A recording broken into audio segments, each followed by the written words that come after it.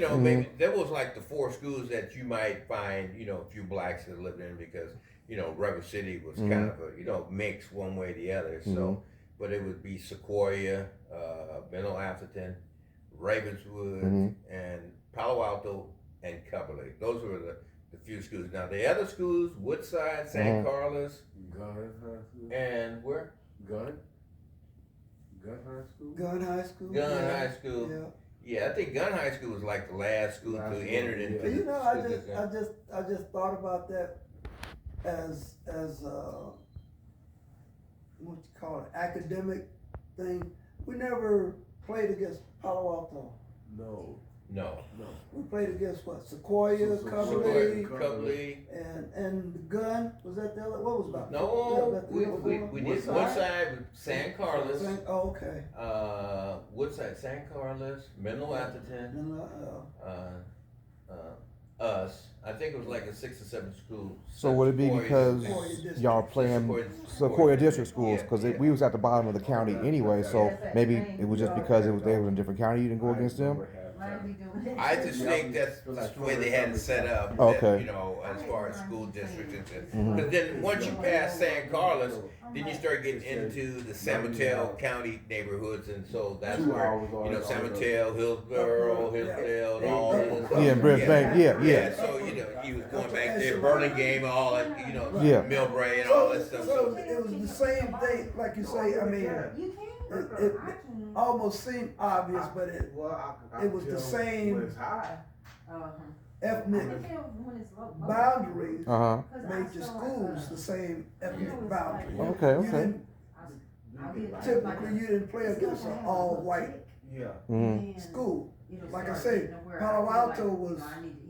Well, you know what Palo Alto High School. You would think Ravenswood being there, you would play against them as, you know, competing, interacting. But no, they were separate. They were separate. Like you say, you get up to San Mateo and stuff like that. And, Okay, well, speaking, I thought about something in San Mateo. I noticed in San Mateo, off the 3rd Street exit, the black section wasn't past that railroad street. The railroad track was like the dividing line. I noticed that. When I was older, when I went to San Mateo, around the Martin Luther King area, where that center was and the DMV area was, I didn't never notice no black people past not even up to El Camino. There's a railroad track that divided.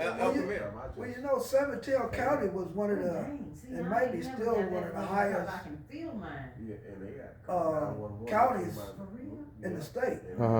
Because they had San Mateo, and then you got up to Hillsborough. I don't know, Menlo Park wasn't part of San Mateo. Menlo Park is San Mateo County, Menlo Park is like Menlo Park back in the days. You had a lot of baseball players there. Oh, okay. Baseball was the thing. Was the thing. Was more than football. They had like the, I guess, we would call it like AAA or something, but it was like a lower step to AAA, AA, you know, baseball. So baseball was the biggest thing that we had going, and you know. San Francisco Giants when they moved out to New York. Okay. All right. So, when y'all was in high school, when they started the bus, and that happened after you guys had left, after you guys graduated, or were they didn't incorporate the bus until in the 70s then, huh? I was bused. I mean, some people bust. I was in, you know where Belhaven is, right? Yes. I lived about 2 streets over from Belhaven, and It doesn't bother me. East Menlo Park. Unless I'm conscious. And you know where I tried to. Menlo Atherton High School is? Yes. So you know how much distance that is? Yeah. You know, a couple of miles. But I was bused all the way over to Ravenswood High School. Yeah, there were a lot of folks that, I mean, I might have caught the bus a couple of times. Most of the time, you know, we just walked. Yeah. Well, what I meant was that. But like I say, on the other side of Bayshore, those people went to Menlo Atherton, yeah. because they were Yeah, they were on that separate. They were separate. So busing was going on back in Yeah, we 60. Yeah. When they it were was all started. going to Middle Athens, which was on middle school. 4, 3, 63.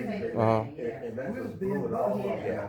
Okay. Still, yeah, buses coming in. So- Actually, all the way up to graduated almost. So y'all experience at the high school, do you feel that you were giving the same opportunities that the other schools were giving? I saw you guys had a wood shop, you had auto classes and stuff. A lot of things going on. Y'all had an awesome sports field I saw out there. Well, we did get the same opportunities now. Whether we get the same academic teachers and stuff, I think the teachers were Yeah. Realize that you can't eat it. were giving all their all as far as trying to Yeah.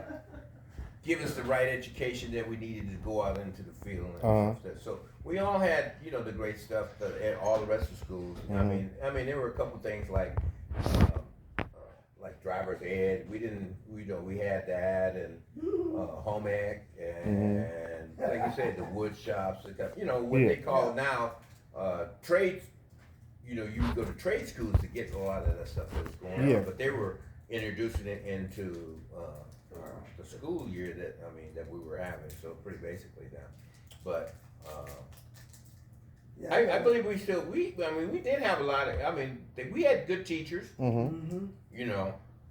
had great opportunities. We had everything everybody else had. We just on a smaller scale, pretty basically, Now the better schools over there, they might got some of the better equipment and carrying on, as far as for, baseball or football and everything else. Although we still had them, it's just the dollar amount was more for them than it was for us. Okay. So did many people come out of you guys' sports that went to higher levels, like to the pros like that? Yeah. So we had Nate Branch was one. I think Rudy Law was another one that played baseball. And we had other folks that probably could have made it, like Milky Johnson.